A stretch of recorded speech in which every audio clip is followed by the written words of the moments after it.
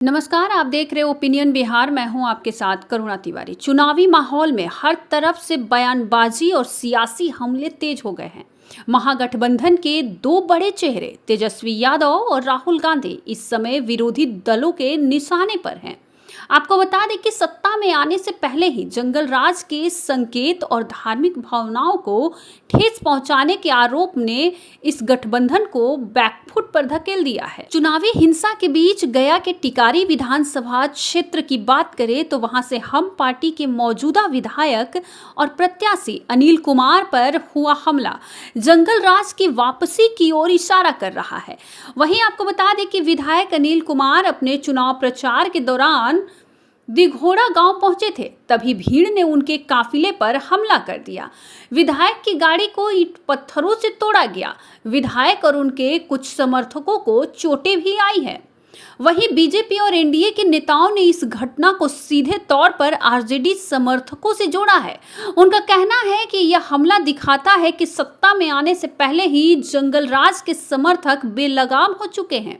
ये सिर्फ सड़क या विकास का गुस्सा नहीं बल्कि सत्ता की हनक है। क्या महागठबंधन के युवा नेता तेजस्वी यादव हिंसा करने वाले अपने समर्थकों पर लगाम लगा पाएंगे, या यह मान लिया जाए कि वह चुनावी लड़ाई को लोकतांत्रिक तरीके से नहीं बल्कि बाहुबल के सहारे जीतना चाहते हैं, जैसे कि 90 के दशक में उनके पिता लालू प्रसाद यादव द्वारा बाहुबल दिखा करके बार बार वोट चोरी की जाती थी। वहीं आपको बता दें कि विरोधी पूछ भी रहे हैं, क्या यही है जंगल राज 2.0 का ट्रेलर। वहीं आरजेडी नेता तेजस्वी यादव ने सीमांचल के मुस्लिम बहुल क्षेत्र में एक ऐसा चुनावी वादा किया है जिसने देश के संघीय ढांचे पर भी सवाल खड़ा कर दिया है।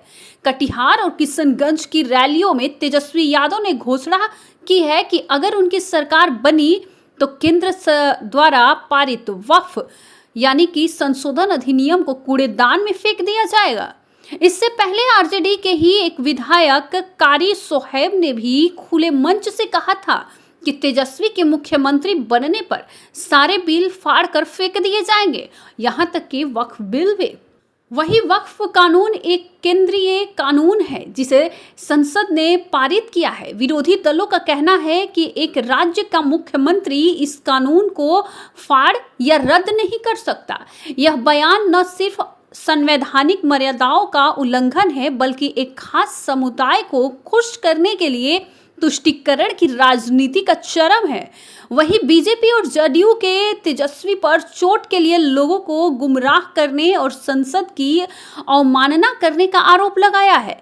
यह वादा दिखाता है कि तेजस्वी की प्राथमिकता बिहार का विकास नहीं बल्कि तुष्टीकरण की राजनीति का बढ़ावा देना है। वहीं आपको बता दें कि महागठबंधन के दूसरे प्रमुख नेता राहुल गांधी ने बिहार और पूर्वांचल के सबसे बड़े पर्व छठ पूजा पर टिप्पणी कर दी है। उनके टिप्पणी से आस्था को ठेस पहुंचाने का आरोप झेला है। वहीं मुजफ्फरपुर की रैली में राहुल गांधी ने यमुना में प्रधानमंत्री के छठ पूजा में शामिल होने की तस्वीर पर तंज कसते हुए कहा कि यह सिर्फ एक नाटक था।